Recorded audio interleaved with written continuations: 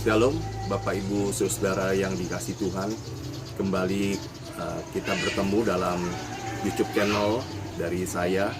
Dan pada kesempatan ini saya ingin membagikan sesuatu hal yang saya dapat dari sebuah buku yang berjudul Ruang Tunggu Allah, karangan Gary L. Mayes.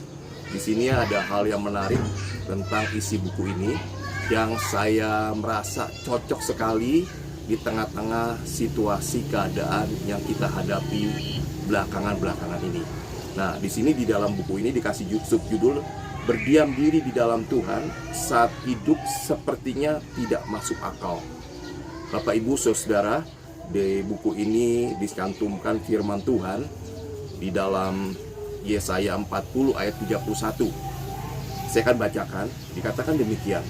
Tetapi orang yang menantikan Tuhan mendapat kekuatan baru. Mereka seumpama raja wali yang naik terbang dengan kekuatan sayapnya, dan mereka berlari dan tidak menjadi lesu. Mereka berjalan dan tidak menjadi lelah. Bapak Ibu Saudara, saya percaya di tengah-tengah situasi seperti sekarang ini, yaitu khususnya karena wabah COVID-19, banyak dari kita yang hidup di dalam kekhawatiran, ketakutan terjangkit COVID-19 tentunya mungkin ya, dan juga mengalami tekanan-tekanan ekonomi, yang mengalami PHK dan sebagainya. Dan banyak di antara kita mungkin yang sedang mengalami kelesuhan dan juga mengalami apa yang namanya kelelahan. Kelelahan bukan fisik saja, tapi kelelahan dalam jiwanya juga. Nah, Bapak Ibu, di dalam buku ini dan juga tadi dari firman Tuhan yang saya bacakan, Tuhan ternyata memberikan solusi dan jalan keluar. Dia sudah menyiapkan buat kita di dalam kita menghadapi situasi-situasi dunia ke depan saat ini maupun yang akan datang. Ternyata Tuhan sudah menyiapkan kebenaran firman Tuhan, yaitu kuncinya apa dikatakan, dengan kita berdiam diri menantikan Tuhan.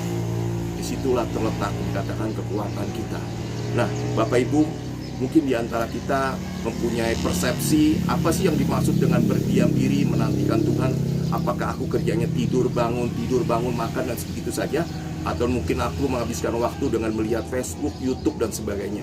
Ternyata yang dimaksud dengan berdiam diri dan menantikan Tuhan adalah saat di mana iman kita diuji, yaitu sejauh mana kita mempercayai janji-janji Tuhan di dalam kehidupan kita.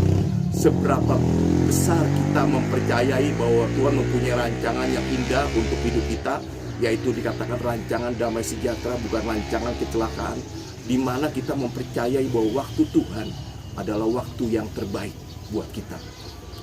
Nah, di dalam kita berdiam diri menantikan Tuhan, tetap fokus kita ke Tuhan.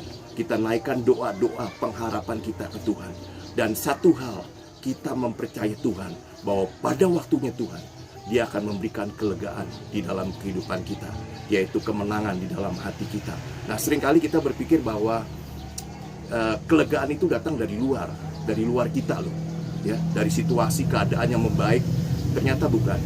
Kelegaan itu terjadi di dalam hati kita, di dalam batin kita yang terdalam, karena kita mempercayai Tuhan sepenuhnya. Mempercayai Tuhan sepenuhnya. Nah, saya akan bacakan lagi satu ayat yang menarik untuk Bapak Ibu. Ada dulu ayat yang saya akan bacakan dan menarik buat jadi pegangan buat kita. Di dalam Yesaya 30 ayat 15 dan 18 dikatakan demikian. Dengan bertobat dan tinggal diam, kamu akan diselamatkan. Dalam tinggal tenang dan percaya terletak kekuatanmu. Tetapi kamu enggan. Nah, nanti Bapak Ibu bisa baca ayat selanjutnya. Kemudian di ayat 18 dikatakan, Ia bangkit hendak menyayangi kamu. Berbahagialah semua orang yang menantikan Dia. Di sini ditekankan, penting buat kita mengambil keputusan untuk di tengah-tengah situasi krisis, di tengah-tengah situasi apapun juga, dikatakan kita tetap tinggal tenang dan mempercayai Tuhan sepenuhnya. Dan sebagai ayat terakhir dikatakan begini, di dalam Yesaya 64 ayat 4, tidak ada telinga yang mendengar dan tidak ada yang melihat seorang Allah bertindak bagi orang yang menanti-nantikan Dia. Hanya Engkaulah yang berbuat demikian. Ternyata pada waktu kita menanti-nantikan Tuhan, Tuhan melihat penantian kita. Dan jika Dia berjanji, dikatakan Dia akan bertindak kepada orang-orang yang menanti-nantikan Dia, yaitu mempercayai rancangannya, waktunya, janjinya, kuasanya. Dan Bapak Ibu, Saudara, kalau kita baca, ternyata banyak di dalam tokoh-tokoh Alkitab, kita baca, mereka semua hidup di dalam berdiam diri dan menantikan Tuhan. Musa perlu 40 tahun, dia berdiam diri dan menantikan Tuhan. Banyak lagi tokoh-tokoh kalau kita baca, Musa, Abraham, dan juga tokoh-tokoh lain.